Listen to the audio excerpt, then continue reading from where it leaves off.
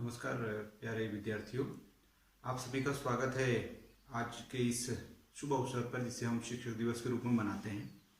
और 5 सितंबर हमारे लिए बहुत महत्वपूर्ण इसलिए हो जाता है क्योंकि आज हम उन लोगों के लिए अपना सम्मान व्यक्त करते हैं जो लोग हमारे जीवन को एक दिशा प्रदान कर रहे हैं। और कहीं ना कहीं अगर हम अपने जीवन में कामयाब हो रहे हैं या फिर कामयाबी प्राप्त कर रहे हैं तो उन लोगों का योगदान हमारे जीवन में बहुत होता है। मैं बात कर रहा हूँ शिक्षक दिवस की। आप सभी को बहुत बहुत बधाइयाँ, बहुत बहुत धन्यवाद उन सभी विद्यार्थियों का जो सुबह से शिक्षक दिवस की बधाइयाँ देने में लगे हैं।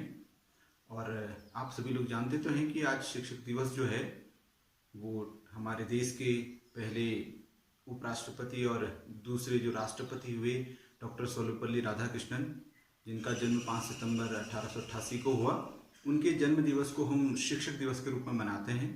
और कहीं ना कहीं वो आदर्श हैं हम सभी देशवासियों के लिए, हम सभी शिक्षकों के लिए और प्रत्येक भारतवासी के लिए वो एक आदर्श हैं। भारत रत्न जैसी महान उपाधि को वो धारण किए हुए हैं और उन्हीं के आदर्शों पर चलकर बहुत से लोगों ने अपने जीवन में बहुत उपलब्धियां हासिल करी हैं। तो कृतज्ञ हैं हम डॉक्टर सर्वपल्ली राधाकृष्णन के लिए कि हमारे लिए एक ऐसी विरासत वो देके गए हैं जिस विरासत का आज अनुपालन करके उस विरासत के दम पर आज हम अपने जीवन को सफल बना रहे हैं। तो प्यारे विद्यार्थियों, आज आपके समक्ष यहाँ पर आने का मुख्य उद्देश्य था एक संदेश आप तक पहुँचाना। शिक्षक दिवस हम मनाते हैं, विगत कई वर्षों से मना रहे हैं। मैं देखता हूँ बच्चों में बहुत उत्साह होता है शिक्षक दिवस के दिन। आज रविवार हो गया है तो सभी बच्चे अपने घर पर बैठे हुए हैं, लेकिन सुबह से संदेशों का आना जाना लगा हुआ है। तो इस बात के लिए सभी को बहुत बहुत धन्यवाद। किंतु कुछ महत्वपूर्ण बातें मुझे लगती हैं आज के समय में, इस वर्तमान समय में, इस कोविड के काल में, इस कोरोना काल में बहुत आवश्यक है बच्चों के लिए जाननी। कहीं ना कहीं जब हम कक्षाओं में पढ़ाते हैं, हम बच्चों से बात करते हैं, तो उस समय हम पाते हैं कि आजकल के समय के अनुसार बच्चों के व्यवहार में बहुत परिवर्तन आया। तो प्यारे बच्चों, ये संदेश आप लोगों के लिए है कि ये जो शिक्षक आप देखते हैं आपके सामने कुर्सी में बैठकर विभिन्न विषयों के बारे में आपको पढ़ाते हैं, कई बार नैतिक मूल्यों की शिक्षा देते हैं, कई बार आपके विषय से संबंधित बातें बताते हैं। तो आप अगर इनके ये जो सारे कार्य है इसके पीछे का उद्देश्य या इसके पीछे का जो ध्येय जानने का प्रयास करेंगे तो आप पाएंगे कहीं ना कहीं इस सारा जो कार्य शिक्षकों के द्वारा किया जा रहा है उसका एकमात्र जो रास्ता है, एकमात्र जो कारण है वो है आप लोगों की भलाई करना। हमारा देश गुरु शिष्य परंपरा को मानने वाला देश है। हमारे देश में एकलव्य जैसा शिष्य हुआ है जिसने केवल गुरु की छाया मात्र से शिक्षा ग्रहण करी। एक मूर्ति बनाकर गुरु द्रोणाचार्य के मूर्ति के सामने धनुर्विद्या का अभ्यास करा और बाद में जब गुरु द्रोणाचार्य ने उससे गुरु दक्षिणा मांगी तो गुरु दक्षिणा में गुरुदेव की मांगी हुई चीज अपना अंगूठा दे दिया, जिस अंगूठे के दम पर वो तीर चला सकता था। तो इतना महान देश है, गुरु शिष्य परंपरा को मानने वाला देश है। किंतु कहीं ना कहीं एक शिक्षक होने के नाते मैं महसूस करता हूँ आज के समय में हमारे कई बच्चों में आज गुरु के प्रति उतना सम्मान नहीं व्यक्त होता है। मैं सम्मान ऐसे दंडवत लंबा होकर पैर छूने को सम्मान नहीं कह रहा हूँ, वो आपकी बातों से नजर आता है, वो आपके विचारों से नजर आता है, वो शिक्षक के प्रति कही भी बातों के प्रति आपका जो दिया हुआ उत्तर है उससे नजर आता है।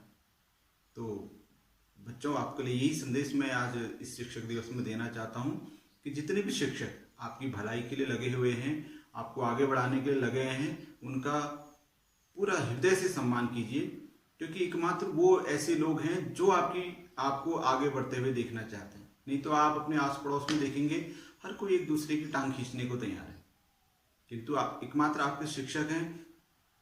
उनको दुख होता है जब आप अनुशासन में नहीं रहते हैं, उन्हें दुख होता है जब आप उनकी कई भी बातों का चिंतन मनन नहीं करते हैं, गलत राह की तरफ जाते हैं। तो इसलिए बहुत आवश्यक है बच्चों कि जो हमारे शिक्षक हैं, जो हमारे गुरु हैं, मेरे जो गुरु हैं या आप लोगों के जो गुरु हैं, हम उनका पालन, उनकी बातों का पालन करें, उनको समझें, उनकी बातों को चिंतन मनन करें और अपने जीवन में आत्मसात करने का प्रयास करें कि किस प्रकार से ये बातें हमारे लिए बहुत उपयोगी हो सकती है। क्योंकि अगर हम अपने साहित्यिक अगर परिप्रेक्ष्य की मैं बात करूं तो आप पाएंगे हमारे साहित्य में, हमारी किताबों में बहुत बार ऐसा लिखा हुआ है कि गुरु जो है वो ईश्वर के समान है। गुरुर् ब्रह्मा गुरुर्विष्णु गुरुर्देवो महेश्वर गुरु साक्षात पर ब्रह्म तस्मै श्री गुरुवे नमो। ये श्लोक आपको इस बात की याद दिलाए। और अगर आप देखेंगे तो हमेशा जब गुरु की बात होती है तो उसको ईश्वर के समान रखा जाता है, ईश्वर से बेहतर, ईश्वर से आगे माना जाता है। हमने कई बार दोहा पढ़ा है, गुरु गोविंद दो खड़े काके लागों पाए, बलिहारी गुरु आपने गोविंद दियो बताए।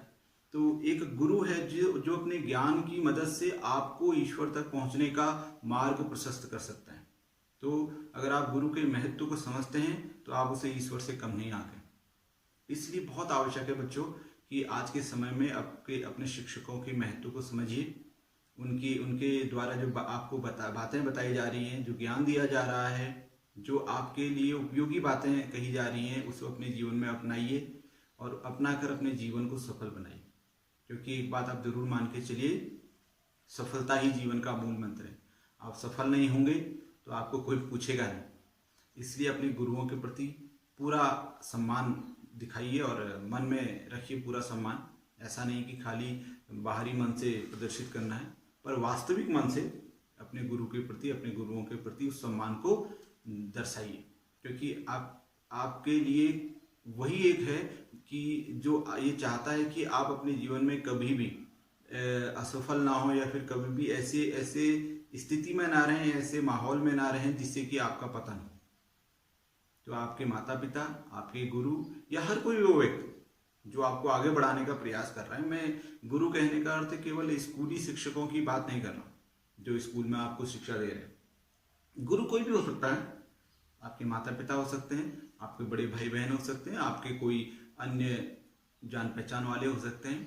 हर कोई वो व्यक्ति जो आपको आगे बढ़ाने की बातें कर रहा है, आगे बढ़ाने का प्रयास कर रहा है, वो आपका गुरु है।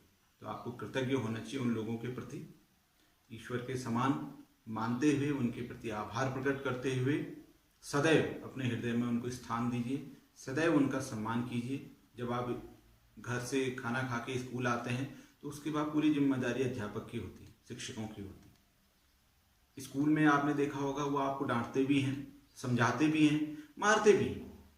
और मैंने ऐसा अक्सर कक्षा में ख्याल किया है बहुत बार कि जब हम किसी बच्चे को या कक्षा में कुछ बच्चों को उनके अनुशासनहीनता पर या उनकी शरारतों पर डांटते हैं, मारते हैं, कई बार कई बातें भी सुनाते हैं, तो कहीं ना कहीं बच्चे अपने मन में ऐसा सोचते हैं कि ये जो शिक्षक है ये मेरे लिए गलत सोच रहा है, गलत बोल रहा है। लेकिन बच्चों, मैंने पहले भी आपको बताया है कि केवल वो कक्षा तक ही वो नाराजगी, वो गुस्सा होता है। जैसे ही कक्षा समाप्त और गुस्सा शांत। तो मन में ऐसा कोई बैरभाव कभी भी कोई शिक्षक अपने विद्यार्थियों के लिए नहीं रखते हैं। आपको कहीं भी हर बात आपको आगे बढ़ाने के लिए कहीं भी बात होती है। इसीलिए इन बातों का महत्व समझिए। इस आधुनिक समय में मोबाइल, इंटरनेट पर बहुत सी चीज़ें आप देखते हैं, बहुत सी गलत सलत बातें भी आप देख रहे हैं, तो इन सब से दूर रहिए, अपने आप को सुरक्षित रहिए। कोविड का समय चल रहा है, सोशल डिस्टेंसिंग मेंटेन रखिए और सदैव अपने गुरुओं का सम्मान कीजिए, वही आगे बढ़ने की कुंजी है। धन्यवाद।